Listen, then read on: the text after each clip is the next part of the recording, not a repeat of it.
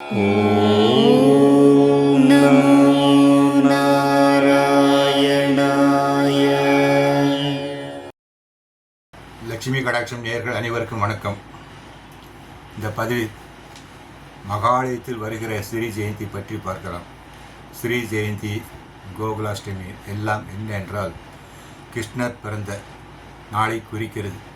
பகவான் கிருஷ்ணர் எப்போது பிறந்தார் என்றால் ஆவணி மாதம் ரோகிணி நட்சத்திரம் அஷ்டமி திதி ரிஷப லக்னத்தில் பிறந்தார், நடு இரவில். ஆக மிக மிக ஒரு முக்கியமான தினம். அவரை பற்றி நிறைய சொல்லி கொண்டே போகலாம். அவ்வளவு விஷயங்கள் இருக்குது பகவான் கிருஷ்ணரை பற்றி. அவரை பற்றி தெரிஞ்சுக்கணுன்னா ஸ்ரீமத் பாகவதம் படித்தோமானா அவரை பற்றி நல்லா தெரியும். என்னென்ன செய்தார், அவருடைய லீலைகள் என்ன, எல்லாமே நமக்கு தெரிய வரும். பகவான் ஆவணி மாதம் அவதரித்தார். அவர் எப்படின்னா மற்ற அவதாரங்களை விட அவரோட கிருஷ்ணர் அவதாரம் ரொம்ப கஷ்டப்பட்ட ஒரு அவதாரம். ரொம்ப கஷ்டப்பட்டிருக்காரு. எப்படின்னா மற்ற அவதாரங்கள் மாதிரி இது இல்லை. கிருஷ்ணர் அவதாரம் எப்படின்னா நடு இரவில் பிறக்கிறார். ஒருத்தி மகனாய் பிறந்து ஓர் இரவில் ஒருத்தி மகனாய் ஒழித்து வளர நடு இரவில் பிறக்கிறாரு. அந்த நிமிஷமே தன் தாய் தந்தையை விட்டு கோகுலத்து சென்று அங்கு வளர்ந்து வருகிறார். அது மட்டும் இல்லை, அவர் பிறகும் போதே தாய்மாமன் அவனை கொன்றணும், அந்த கிருஷ்ணன் கொன்றணும்னு ரெடியாக இருக்கிறார். இதெல்லாம் மீறி தான் அவர் வாழ்ந்தார் 125 வருஷம். ஸோ ரொம்ப கஷ்டம். அவரை மாதிரி கஷ்டம் யாருக்கு வராது. இப்போது நம்ம குழந்தைகளுக்கு பேர் வைக்கணும், அழகாக பேர் சூட்டு விழா சொல்லி பெரிய பத்திரிகை எல்லாம் போட்டு ஜாம்னு பெரிய விழா நடத்தி விருந்து வச்சு கொண்டாடுறோம். அவருடைய பிறந்த பேர் சூட்டு விழா எப்படி நடந்ததுன்னா ஒரு மாட்டுத் தொழுவத்தில் நடந்தது. அவருடைய அதாவது இந்த நந்தகோபருடைய அவருடைய குலகுருவை கர்காச்சாரியர் அங்கே வச்சு தான் பண்ணார், யாருக்கும் தெரியக்கூடாது சொல்லி. அந்த அளவுக்கு ஒரு கஷ்டமான வாழ்க்கையை பகவான் கிருஷ்ணர் வாழ்ந்தார்.